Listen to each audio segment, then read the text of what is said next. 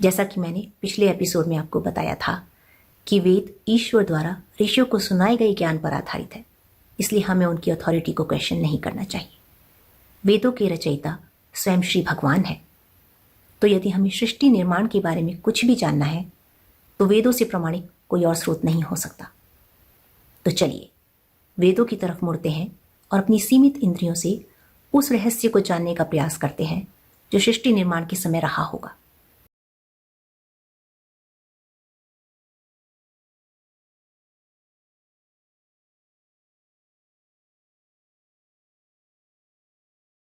न ददाति नो ददाति तदानीं नासिद्रजो नो व्योमा परो यत् किमावरीवः कुह कस्य शर्मन्नम्भः किमासीत् गहनं गभीरं सृष्टि से पहले सत नहीं था, असत भी नहीं, अंतरिक्ष भी नहीं, आकाश भी नहीं था। छिपा था क्या, कहाँ, किसने ढका था?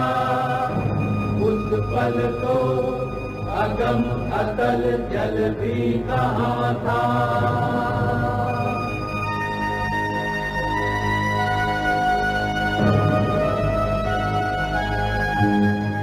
सृष्टि का कौन है करता,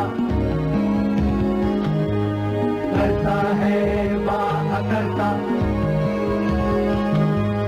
उनसे आकाश में रहता, सदा अध्यक्ष बना रहता। वही सचमुच में जानता या नहीं भी जानता है, किसी को नहीं पता, नहीं पता, नहीं है पता, नहीं है पता।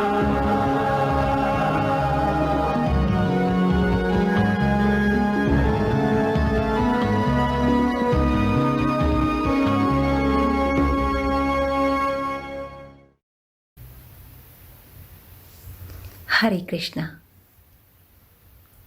सृष्टि की उत्पत्ति की व्याख्या हमारी इंद्रियों के अनुभव से परे है।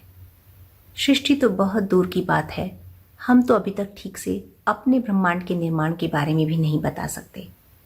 हाँ, ये कयास जरूर लगा सकते हैं कि कई प्रकार से हुआ हो सकता है। आखिर हमारी विचार शक्ति की भी अपनी सीमाएं हैं।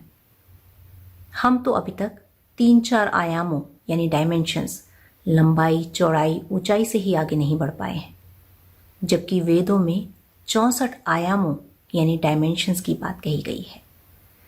हमारे ग्रंथों में ऐसे जीवों का उल्लेख है जो दाएं बाएं, आगे पीछे, ऊपर नीचे, समय में आगे पीछे, इस लोक से उस लोक, पृथ्वी लोक से स्वर्गलोक, स्वर्गलोक से पृथ्वीलोक आसानी से आ जा सकते थे।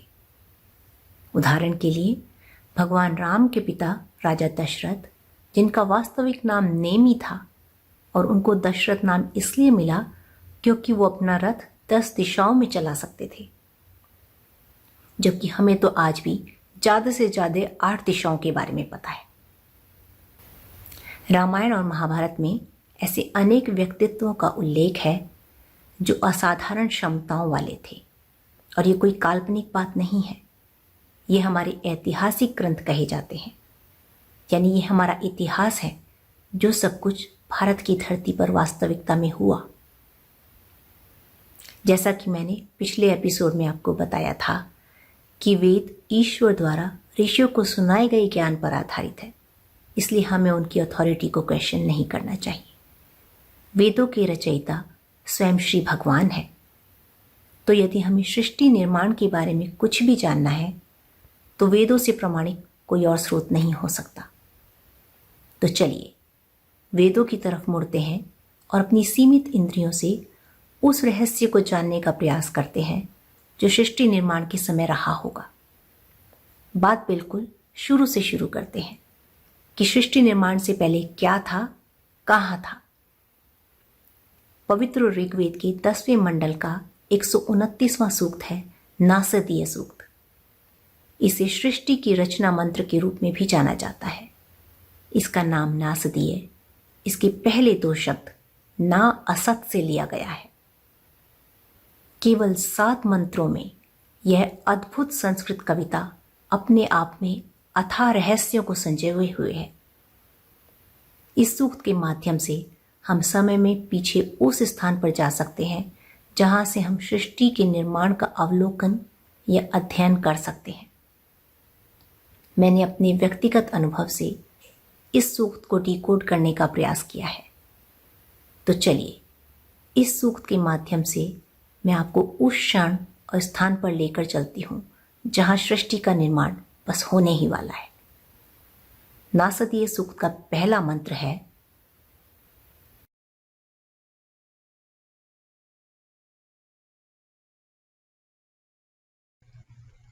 नासदासी नो सदासी तदानीं नासीत्रजो नो व्योमा परो यत् किमावरीवः कुहः कस्य शर्मन्नभा किमासीत् गहनं गभीरम्।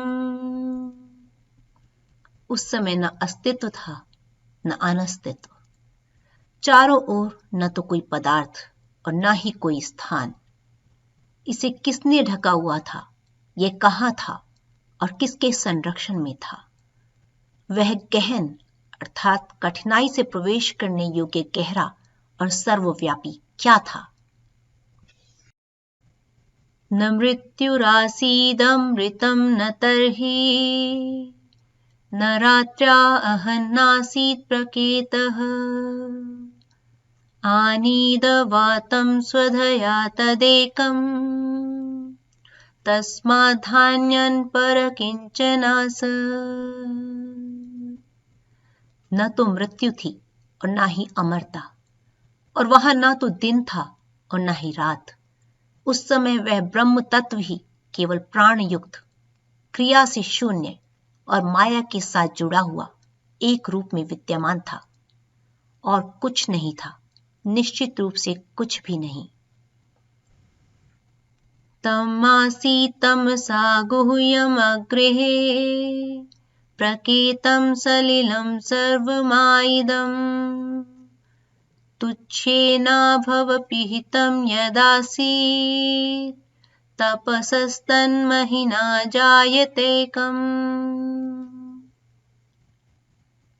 अंधेरे में छिपा हुआ अंधेरा था और प्लाज्मा जैसे द्रव्य का एक अबाध क्रम था, अर्थात उस समय कार्य और कारण दोनों मिले हुए थे।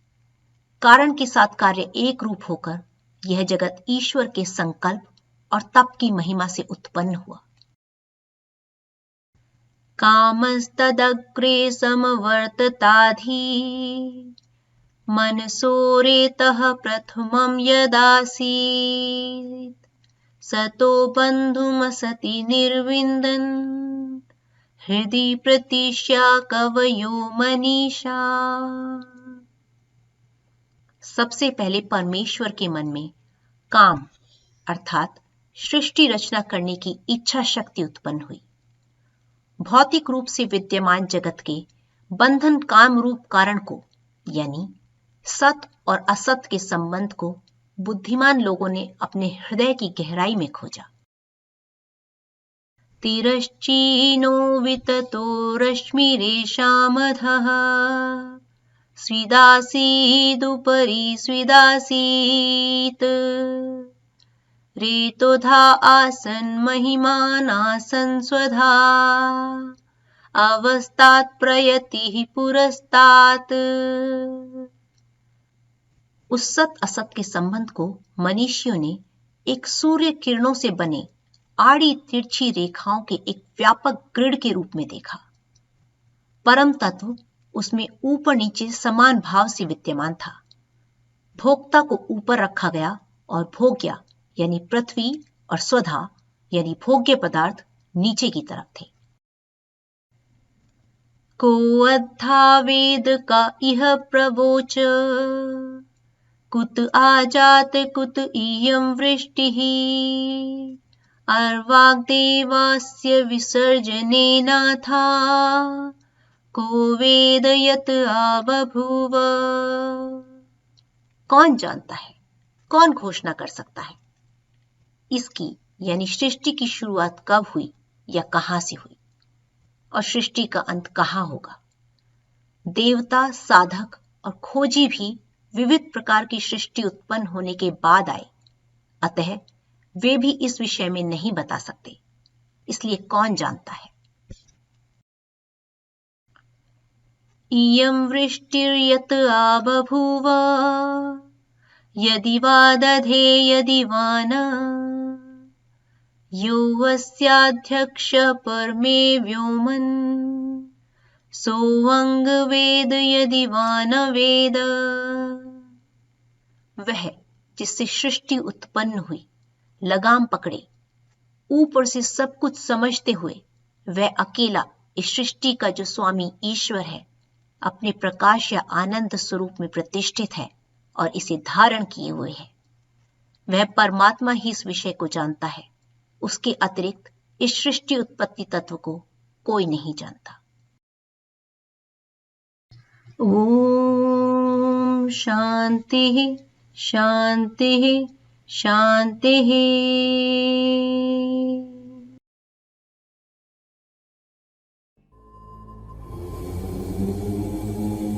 हमारे मिशन से जुड़ने के लिए सब्सक्राइब करना और कमेंट करना नहीं भूलें। हरे कृष्णा।